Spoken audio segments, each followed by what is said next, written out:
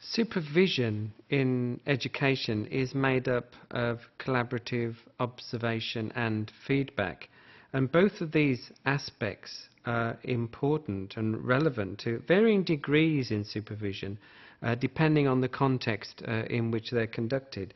It can be helpful to think of supervision both in terms of development of an individual, the focus person, as well as improving performance of individuals in an organization. And we can look at this in a very simple diagram as domains of supervision in terms of performance and development. Think of the different contexts, therefore, in which supervision can occur in a school. It could be through things like peer supervision, or simply team teaching and peer teaching, as well as team meetings and departmental meetings. And therefore, it's worth considering in which part of the diagram these supervisory conversations can take place.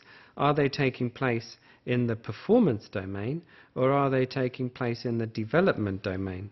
And although many aspects of supervision may fall across both these two contexts, in the critical setting of the reflective practitioner, it's useful to try and draw out some of the specific aspects of reflection and teaching, not least because there's a distinction these days in education between these two closely overlapping areas of performance and quality performance and continual professional development. So in which part of the supervisory conversation occurs in this diagram?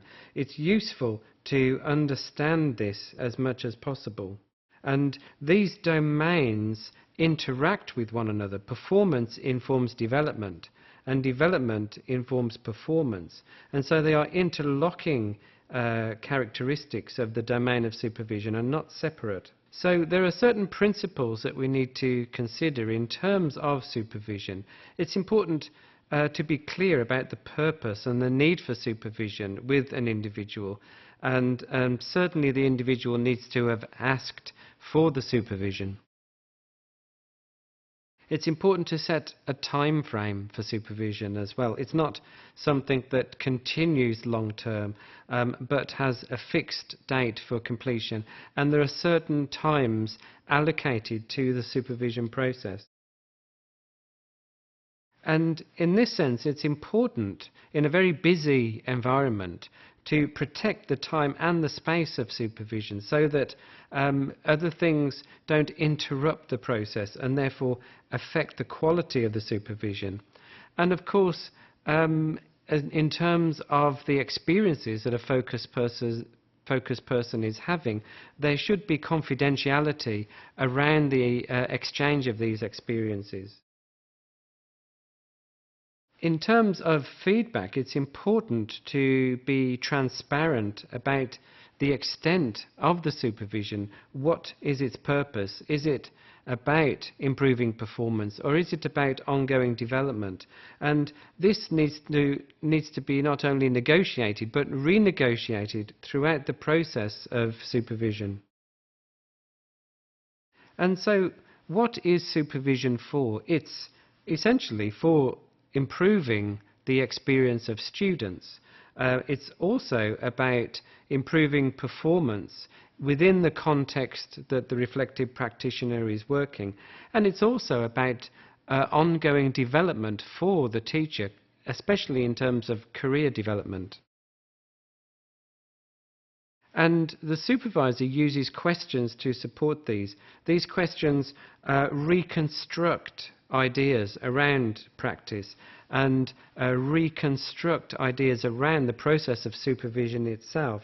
And they are essentially to help both the supervisor and the focus person gain different perspectives within the different contexts of work.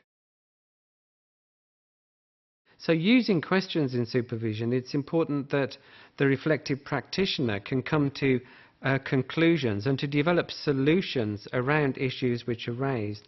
And so the supervisor needs to move away from giving advice and guidance and move towards a process which is about supervising a conversation in order for the focused person to identify those conclusions and solutions. And we can represent this as a circular process.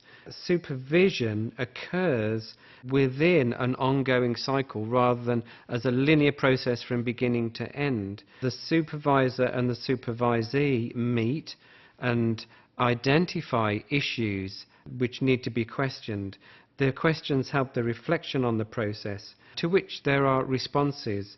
The responses can actually lead to thinking through and development of ideas around issues, which may lead to an action or a solution of a problem.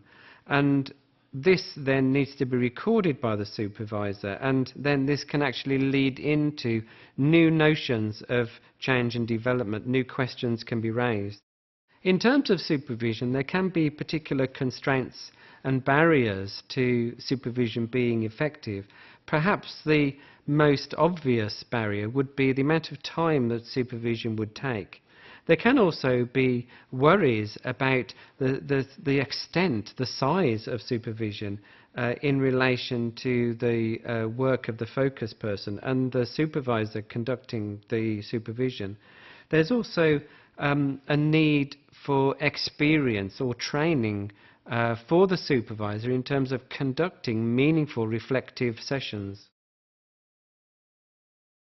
Other constraints can be embedded in cultural attitudes within the school about the process of reflection and supervising a reflective practitioner, especially where teachers are working in very traditional arrangements within a school. Supervision can be quite problematic to undertake because people are expected to work independently or even alone a lot of the time, and therefore supervision can be a little bit unusual in that sort of context. There can also be, for the focus person, the barrier around fears associated with exploring and opening up to weaknesses and areas of need. Anxiety about the professional understanding about themselves as teachers. This is really about being validated as a professional. It can feel like the reflective practitioner is being checked through the supervision rather than being supported in terms of development. And this is, or potentially can, lead to an idea that supervision is about checking that teachers are meeting standards of good practice rather than developing their practice as individuals.